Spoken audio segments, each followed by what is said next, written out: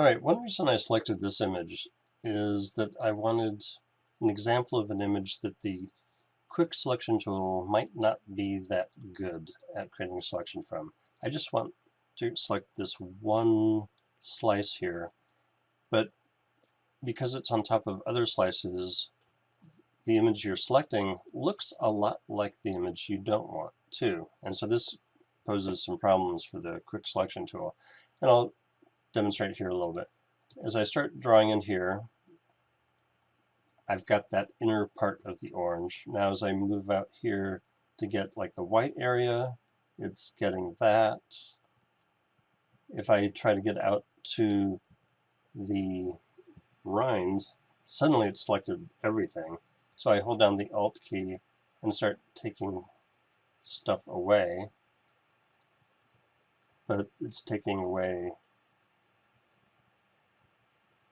the rind that I want. So I start clicking on that and it starts finding it, and eventually I would probably be able to get this. But here, like, there's some rind going off that way, so it's you could probably get there, and then with refinement you'll do the rest of it. But this is a good opportunity to talk about one of the other selection tools that's been around for a long time, the magnetic lasso tool. Now, we looked at the magic wand before, where it looks at flat areas of color that you want to select. The magnetic lasso looks at edges. So there's a pretty good edge here. Even, maybe not so much in parts like this, but I'm going to start here where there's an edge. And as I'm not clicking or anything, I'm just kind of following the edge, and it's finding the edge.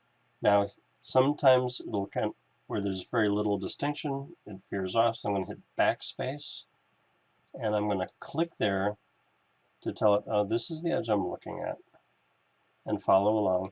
Every once in a while, I can add a click. Now here, it might start, here I'm going to back off. It might start wandering here, so I'm going to click,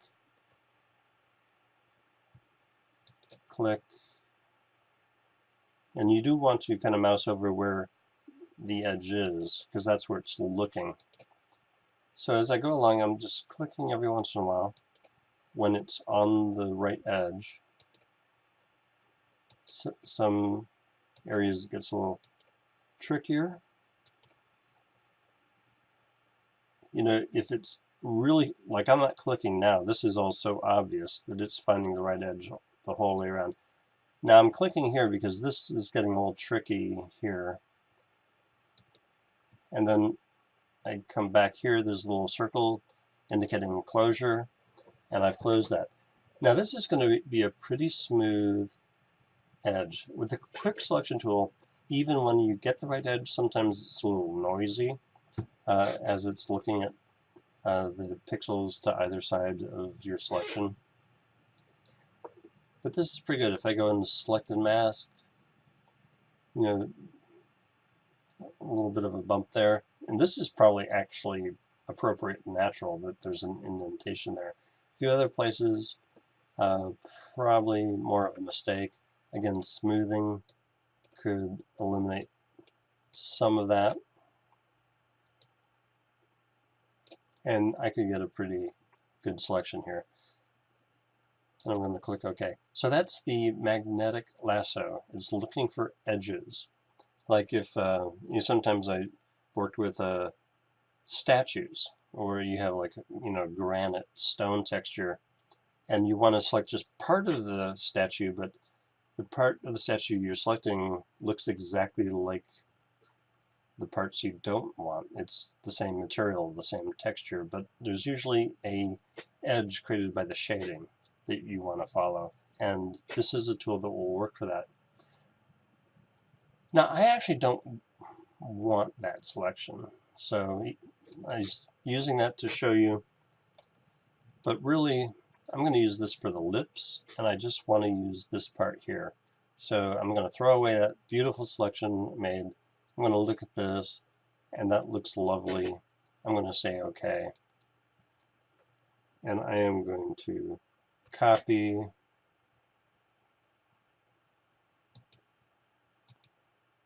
and paste this,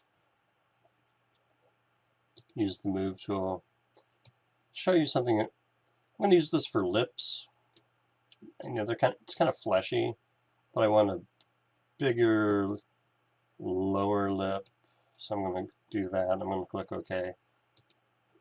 When I click OK, notice how the containing rectangle changed its orientation. So now if I want to make my lips kind of like more this shape, I can do that. I can Alt Shift and get this going. Now that's not exactly the mouth I want, so I'm going to do some distortions with this. This is something we haven't really talked about very much.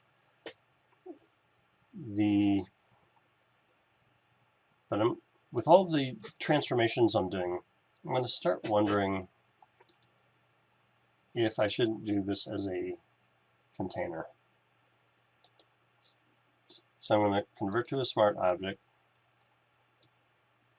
and now all this manipulation I'm doing is not going to lose any of the resolution I had. Now there's some things we haven't looked at very much. One is other distortions.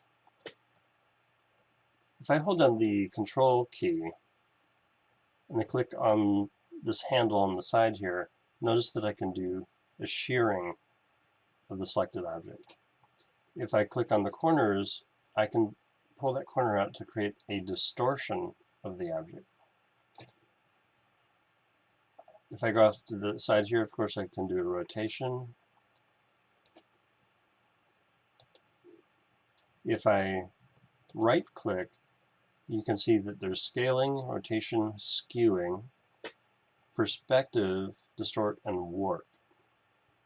These are all available. Another place to get to the warp is to just go up here and click. Now with the warping, I can move the corners around. I can move like the center, any of these 9 quadrants around.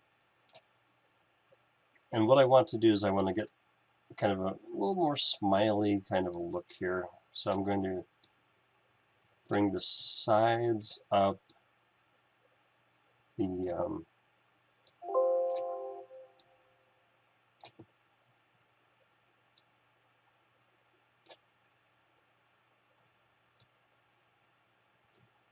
this is an adjust to taste sort of thing. But yeah, I want kind of more of a smiley mouth. And when I like it, I'm just going to click OK. Okay, so it's an orange slice. I'm using it for the texture and color, but I wanted a little different shape to that. So I was doing that. Now, in the image that I was showing before, I wanted to create some shape around this. So now let me name this mouth. I'm going to go back into layer effects. Now you cannot see them down here at the bottom of my screen, so I am going to be selecting, well, I'm just going to select one I can see here, but that's not the one I want. I don't want a drop shadow. I want to turn that off, and I want to go to bevel and emboss. And if you look at that, there are different settings for bevel and emboss, and you have to actually select each of these things to see all the parameters over here. So this is set up for an outer bevel. You can also do inner bevels. So here I've created like a highlight and shading on the lips. And I'm going to actually use this, but I want to separate the upper and lower lip and apply that separately. I mean, I could do it like this. There's emboss.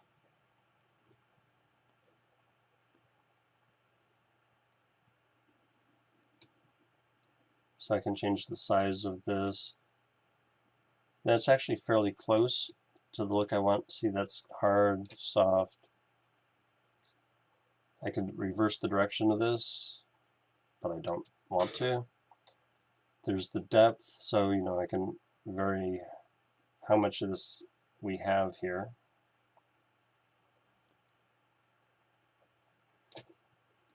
But so I'm just trying to create some shape. There's also, this is chisel. If I select smooth, I have a different kind of look to it.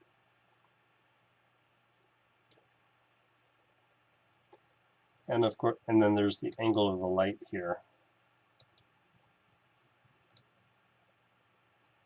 So all these things affect the result you're going to get.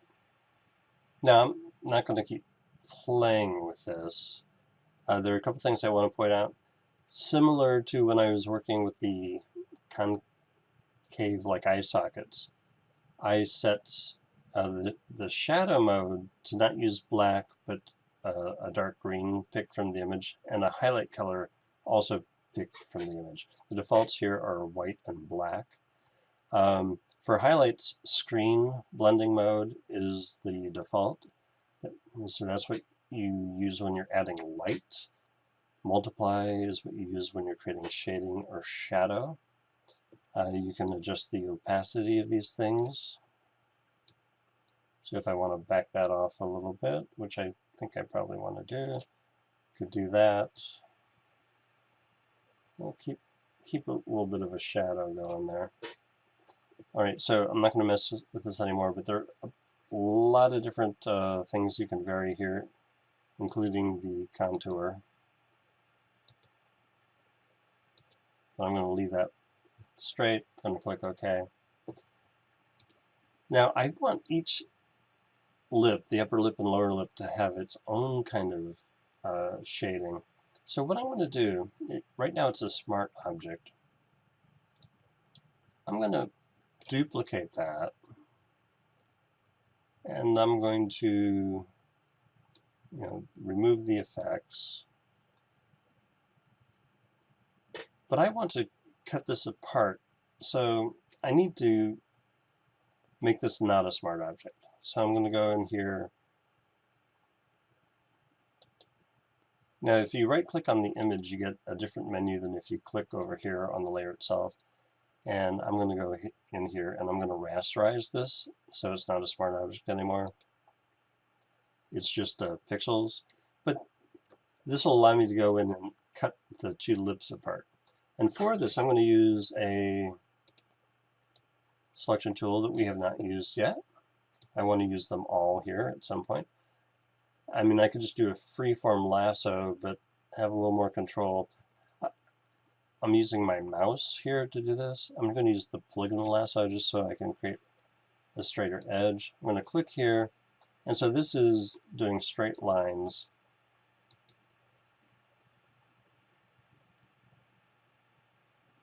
I'm trying to follow this particular seam here. And this is all like transparent pixels out here because I cut this out. I'm going to double click here to close. And what I'm going to do is I'm going to put this on its own layer. Now I could just cut and paste this, but I want it to end up in exactly the same place. So what I'm going to do is I'm going to copy it. That retains my selection. Now if I hit backspace, I can delete that. Now because the mouth is still underneath, let me hide the mouth for now so you can see I've gotten rid of that. Now if I just did a paste, it would just paste it somewhere. I'm going to undo that. With that selection, another way of pasting is paste special paste in place, and that will paste it into the selection that I used to cut it, so it stays in exactly the same place, perfectly aligned. So I'm going to call this one upper lip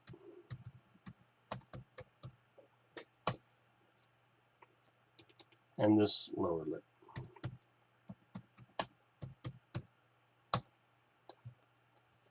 And so like these names are important because when you look at the Python here, you really can't tell them apart. You really can't tell what that detail is.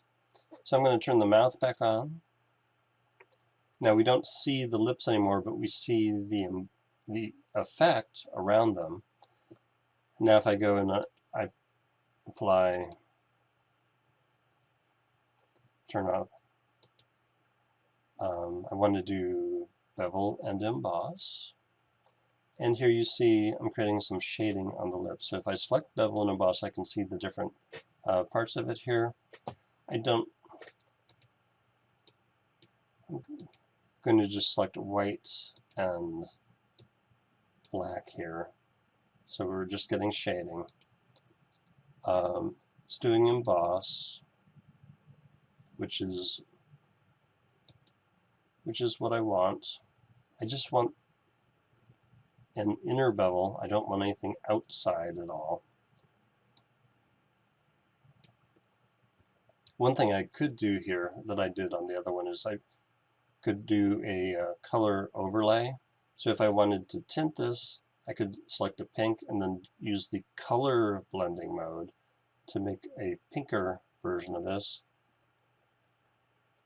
And I'm going to change the opacity so that it just have a little bit of the pink on there, a little more fleshy. I'm